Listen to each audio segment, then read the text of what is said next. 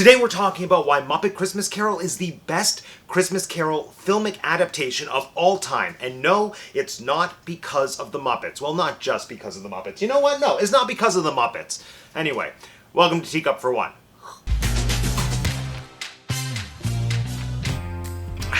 My name is Matt and I have 2 degrees. And as I said, everyone, Muppet Christmas Carol is the best Christmas Carol film adaptation. That's not even a question. It's just an accepted fact around this time of year, at least for people of a certain generation. I'd say like my generation. Maybe just my generation. Maybe only the millennials can see it for the truly great piece of cinema that it is. And I am here to tell you that Muppet Christmas Carol is not just a great film because of the Muppets. We all know any movie that has Muppets is going to be better than any movie that doesn't have Muppets. Even a not good Muppet movie is better than most other movies. But the thing that makes Muppet Christmas Carol so good is that it is a brilliant adaptation of A Christmas Carol, and the cherry on top, it has Muppets. And this is one of the few times where I didn't do labor-intensive Wikipedia research. This is something I kind of know about. I've read Christmas Carol. This is one of the only books I've read in my adult life. I actually produced my own adaptation of A Christmas Carol, which is available for you to watch right here on the channel. So all that to say, I'm pretty familiar with this text. I'm pretty familiar with this story, and I'm pretty familiar with other film adaptations of Christmas Carol. I mean, growing up, I had this personal tradition where I would buy a different adaptation of Christmas Carol every single year. And then another part of that tradition is that I would never watch them. But then, one glorious year, I think I was 16 or 17, I decided this is it. I'm going to watch all of them in a row. That was a very long day. And since then, I still make a point of watching as many adaptations as I can every year, and nothing beats the Muppet version. So today I am here to discuss the 4 non-Muppet related reasons that I feel Muppet Christmas Carol is the strongest adaptation of Charles Dickens' Christmas Carol. Okay, let's go. First, the framing device. Having Charles Dickens as an active character in the film, serving as the narrator, that allows for this adaptation of Christmas Carol to give us elements of the text that we don't get in other film adaptations. And just the fact that it's Gonzo, it's adding a little bit of a self-aware, comedic edge, which I think is much needed and very appropriate, because this is something that I don't think people realize about Christmas Carol. It is written in the first person. Reading this, it's like having Charles Dickens sitting with you by the fireside telling you the story. So yes, we definitely get all of the dark, dramatic elements that are so crucial to Christmas Carol, but balancing that, there is a lot of self-referential humor. Like the first time I read this, I laughed out loud on the very first page, which I'm going to read part of you right now. Here we go. Old Marley was dead as a doornail. Mind, I don't mean to say that I know, of my own knowledge, what there is particularly dead about a doornail. I might have been inclined, myself, to regard a coffin nail as the deadliest piece of ironmongery in the trade. But the wisdom of our ancestors is in the simile, and my unhallowed hands shall not disturb it, or the country's done for. So you will therefore permit me to repeat, emphatically, that Marley was dead as a doornail. Like that is comedic gold, right there. And it is so true to the spirit that Gonzo and Rizzo bring to this film, because yes, we have the dark, dreary elements like acknowledging death, but then you pepper that in with a little bit of levity. You go from he's dead as a doornail to I don't actually know what there is dead about a doornail, but just roll with me here. That is so Muppet. That is so Muppet. Muppet Christmas Carol truly taught us that the key to a great film is to take a classic story and make it Muppet. And alongside the levity that they're able to pepper in, which to me is very true to the spirit of the original novel, the other thing, fairly obviously, that you get is the advantage of being able to use elements of Dickens' prose throughout the story. And yes, I know past adaptations have had narrators, reading you parts of the book. It's just not the same. And you know what? Voiceover, that's a lazy choice. That's one of the first things that they'll teach you in a screenwriting class, at least the ones that I've been to. So to have Gonzo as an active character, as Charles Dickens, who's able to provide some levity, and it also opens the door to use elements of prose from the text that are normally cut from film adaptations. Because to be fair, they have no place in conventional film adaptations that don't have a narrator or don't have Charles Dickens himself integrating himself into the action. I mean, these are astute observations that are such a delight to listen to that can only be made by an omniscient narrator. Stuff like, darkness is cheap, and Scrooge liked it. He was hard and sharp as a flint, secret and self-contained, as solitary as an oyster. Granted, that line in Muppet Christmas Carol is kind of a condensed, paraphrased version of what we get in the book, but the spirit of it is still there. The spirit. You know what? Speaking of spirits, let's talk about the next reason that Muppet Christmas Carol is the greatest film adaptation of Christmas Carol. The ghosts. Now, the ghosts. This category for me kind of goes hand in hand with another reason I think this film is so good, and that is the puppetry. And before anyone comes for me in the comments saying, Matt, you said it's the non-Muppet related reasons. That's correct. The puppetry. I mean, I always take for granted that, like, the Jim Henson Company and the, like, Jim Henson Creature Workshop Factory, the place where they make all those amazing puppets, like, I just think of them as being the folks who give us the Muppets. But then when you really stop to think, these are the people who, especially in the 90s, created some of the most advanced animatronic and puppet creations to ever grace the silver screen. And in this movie, we get to see that artistry applied to characters outside the realm of the wackiness of the Muppets. And I think that, like, that skill comes to life through the three ghosts. And the reason I think the movie works so well is because the Muppets are there to support Christmas Carol.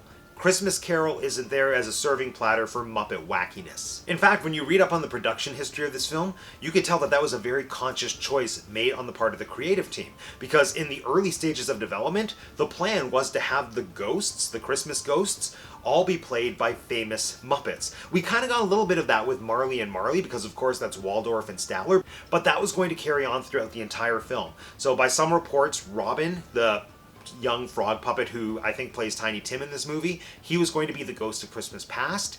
Piggy was going to be the ghost of Christmas Present. Presumably there would have been some element of greed there, like she's the ghost of Christmas Presents. Give me the presents. Hi! I can't do a Piggy voice, I'm sorry.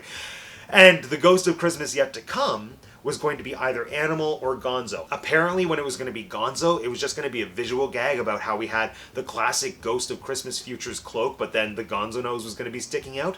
That would have been funny for like literally 2 seconds. But then they made the genius choice to curate custom puppets for all three of the characters, drawing inspiration directly from the novel. And it gave us the best Christmas ghosts in any Christmas Carol film. And I don't care what you think about Muppet Christmas Carol because of the Muppet elements. I know there are people who are like purists and say, okay, it's not a real Christmas Carol movie because there's Muppets. I can't take it seriously because of the acting company. But you cannot deny, like those people who say that, you cannot deny the effectiveness of the puppets they created for Christmas Past, Present, and Future. Let's just look at Christmas Past. Christmas Past is probably the most difficult ghost to bring to life. Because it's a ghost. To bring to life in the film. I mean, Christmas Present and Christmas Future, those two have pretty set looks that we all know what they're going to look like. Like Christmas Present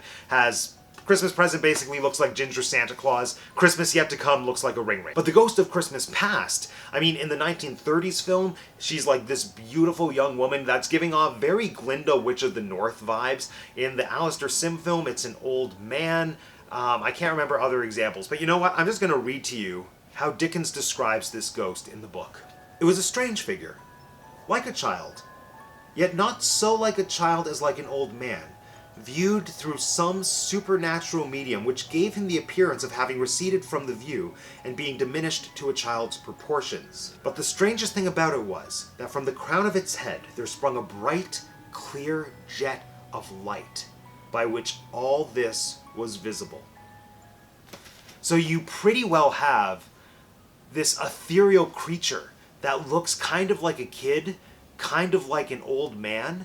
It also talks about how it has an extinguisher as its cap, and so that's been taken by a lot of people to mean that this was literally a candle that looked like a kid but also looked like an old man. So this is painting a very specific picture, and this is really the beauty of the written word. It's creating an image that is almost impossible to visualize in some kind of physical space. Because if you want to stay true to what Dickens said, you somehow need to put a character on screen that looks simultaneously like a child, but also like an old man, that is emanating light. And yes, I'm aware that the ghost in the Jim Carrey version, the slightly terrifying Robert Zemeckis Disney Christmas Carol movie, I'm aware that that ghost is truer to what Dickens wrote, because that ghost is literally a candle, and that's pretty much what Dickens said, that ghost is a candle. It's kind of like if Lumiere was the ghost of Christmas Past.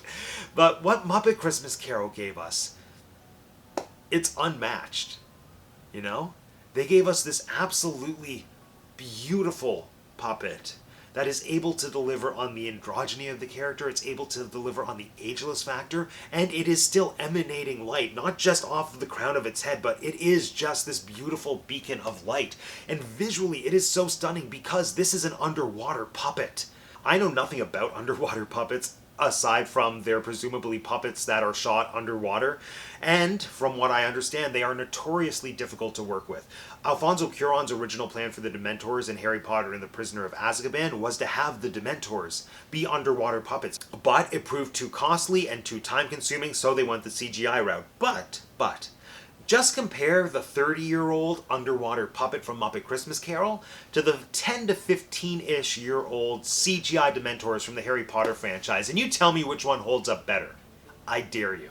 I'm obviously biased because I'm a sucker for practical effects, but all things considered, the way that they brought the Ghost of Christmas Past to life was pure visual magic.